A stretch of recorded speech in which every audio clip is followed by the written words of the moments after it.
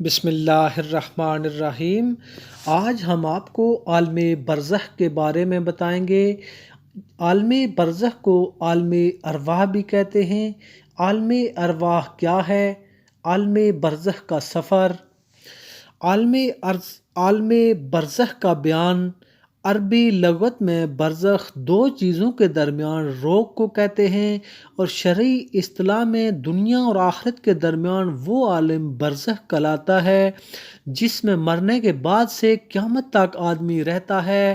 فرار نے کہا ہے، برزخ مرنے کے دن سے دوبارہ زندہ کیے جانے کے دن تک کا زمانہ ہے۔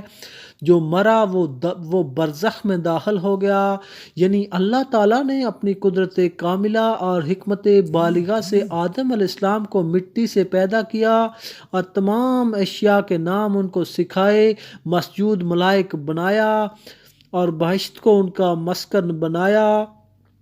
پھر ان کی منشا تخلیق کو پورا کرنے کے لیے ان کو زمین پر اتارا۔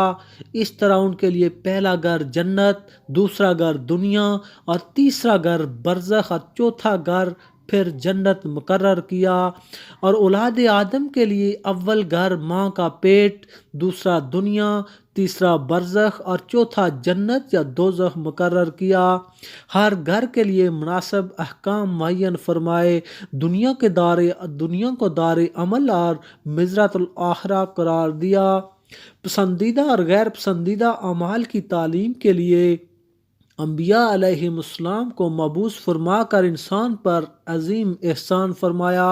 سب انبیاء کی نبوت اور ان کی تعلیم کا حق ماننے والے مومنین اور انکار کرنے والے کافر ہوئے۔ موت سے قیامت تک کا زمانہ برزخ کہلاتا ہے۔ اس میں مومن راحت میں اور کافر تکلیف میں رہتا ہے۔ حقیقی جزا، سزا اور حساب کتاب کے بعد ہی ہوگی۔